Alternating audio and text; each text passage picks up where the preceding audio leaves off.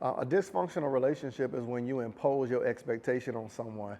Like instead of allowing yourself the opportunity to get to know somebody where they can be themselves and they can truly allow you the opportunity to get to know them, it becomes dysfunctional when instead of allowing yourself the discipline, the sacrifice, the patience to ask questions, get to know somebody, you just assume this is how they should act. And now they have to live up to what you framed in your head instead of you allowing them to be themselves. And I think that's what happens in our relationship with God. I think that most people impose an expectation on God that, let me say it this way, it's dysfunctional when the only person that works in the relationship is God, where we don't expect to do any work. We expect our prayer to be the only work we do.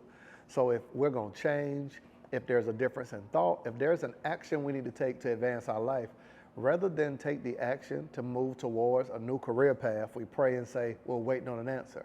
That ain't necessarily true. So just think about being in a relationship with somebody who they don't want to work, but they want you to work, and they hold you responsible for that. That's what I think we do, and that's dysfunctional. And I think that's what religion has taught us. Religion has taught us that the only occupation we have is to pray. Instead of realizing, pray on your feet. Like, get to moving. Take ideas, concepts, and partner with God. That God works on doing the impossible if you can do the possible, and that's just not religious rhetoric, but it's straight up. Because I'm finding people of faith, and now, let's just say people are not like in quote unquote a church setting. Instead of people going to church and naming and claiming and screaming and clapping hands and high-fiving neighbors, you got a group of people that's doing affirmations and writing and manifestation and expecting that to do the work for them. They just subbed out one belief for another belief. And it's not that the belief in a higher power or belief in God doesn't work, but it's the false expectation that faith works without me working. I know somebody will say faith without works is dead, but it's bigger than that. It's not just faith without works is dead. It's human laziness disguising itself as faith. Is that, right? Where I really don't want to do it. I really am struggling with self-confidence. I really don't completely believe in myself. I'm not sure. I don't want to fail. I don't want to look crazy. I don't want to take risks.